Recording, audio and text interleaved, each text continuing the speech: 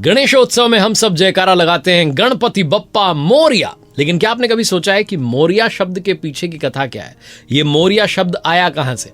आप देख रहे हैं कथाएं विद आरजे कार्तिक। आइए आपकी जानकारी को और बढ़ाते हैं और गणपति बप्पा मोरया, मंगल मूर्ति मोरया में जो मोरया शब्द है, इसके पीछे की कहानी आपको बताते हैं। सबसे पहले मैं आपको कथा सुनाने जा रहा हूं एक महान भक्त की, एक महापुरुष की, जिनका नाम था मोरया गोसावी। मोरया गोसावी की कथा जो है, ये भक्ति की गाथा है। 14वीं सदी में पुणे के पास चिंचवड़ नाम की जगह पर एक महान संत रहते थे, मोरया गोसावी। वो गणपति जी के परम भक्त थे। उन्होंने कठिन तप और साधना की, वर्षों तक अपने आराध्य को साधा और उनकी भक्ति इतनी प्रखर थी कि अंत में उन्होंने जीवित समाधि ले ली। उनकी तपस्या और भक्ति ने चिंचवड़ के गणेश मंदिर को इतना प्रसिद्ध बना दिया कि दूर दूर से श्रद्धालु वहां पहुंचने लगे। लोगों ने गणपति जी के जयकारे में उनके नाम को भी शामिल कर लिया और तभी से गूंज उठा गणपति बप्पा मोरया। भारत की परंपरा है कि यहाँ पर केवल भगवान ही नहीं, भक्त को भी पूजा जाता है। हमारे यहाँ पर गणपति बप्पा मोरया के पीछे का सबसे बड़ा कारण कहते हैं मोरया गोसावी जी ही हैं। अब एक और कथा है, उसके बारे में बात करते हैं। वो है मोरगांव की। गाणपत्य परंपरा का ये केंद्र कहा जाता है। मोरगांव के लिए कहा जाता है कि मोरया शब्द की जड़ें मोरगांव में छुपी हुई हैं। मोरया गोसावी जी के जो माता पिता वामन भट्ट जी और पार्वती बाई जी, ये मूल रूप से कर्नाटक के थे। वो पुणे के पास जो मोरगांव है वहां आकर के बस गए। वामन भट्ट जो है गाणपत्य संप्रदाय से जुड़े हुए थे। अब ये संप्रदाय क्या होता है? हमारे देश में प्राचीन समय से ही 4 बड़े धार्मिक संप्रदाय हैं: शैव, शाक्त, वैष्णव और गाणपत्य। गणेश जी को ही सर्वोच्च मानने वाले उपासक जो हैं वो गाणपत्य कहलाए। महाराष्ट्र, गोवा और कर्नाटक में इनकी संख्या अधिक है।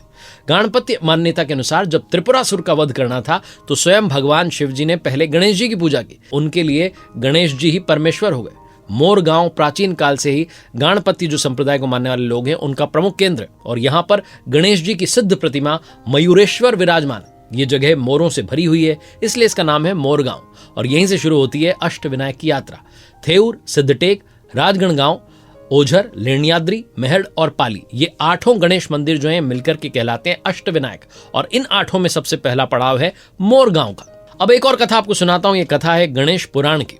कथा है मयूरेश्वर अवतार की। गणेश पुराण में एक प्रसंग मिलता है कि दानव सिंधु ने अत्याचार करना शुरू किया था देवताओं पर। बेबस होकर के देवताओं ने श्री गणेश जी का आह्वान किया।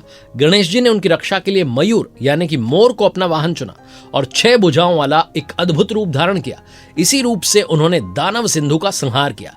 इसीलिए मोर गांव में विराजमान गणेश जी को मयूरेश्वर कहा जाता है। वामन भट्ट और पार्वती बाई ने भी मयूरेश्वर की कठोर आराधना की और उनकी कृपा से उन्हें पुत्र प्राप्त हुआ, जिसका नाम उन्होंने रखा अपने आराध्य के ही नाम पर, मोरया। मोरया गोसावी जी जो कि महान भक्त रहे, वो बचपन से ही गणेश भक्ति में रमे हुए थे। वो थेऊर में जाकर के कठोर तपश्चर्या करने लगे।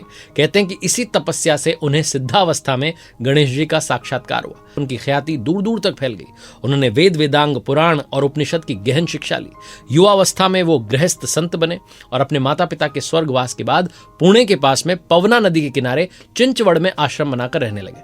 वहीं से उन्होंने जो है धार्मिक और आध्यात्मिक गतिविधियों को और आगे बढ़ाया। उनकी ख्याति इतनी ज्यादा बढ़ गई कि दूर दूर से लोग उनके आश्रम आए और अंत में उनकी भक्ति और तपस्या ने उन्हें हमेशा के लिए अमर कर दिया। तो अब जब भी हम कहते हैं गणपति बप्पा मोरया, तो ये सिर्फ भगवान गणेश जी का जयघोष नहीं है, इसमें उनके परम भक्त मोरया गोसावी की गाथा भी है।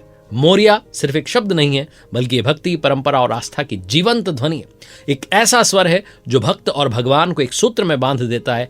इसीलिए गणेशोत्सव में जब ये गूंज उठता है गणपति बप्पा मोरया, तो केवल जयकारा नहीं बल्कि भक्त और भगवान का मिलन होता है। गणपति बप्पा मोरया। गणपति बप्पा की कृपा सभी भक्तों पर बनी रहे।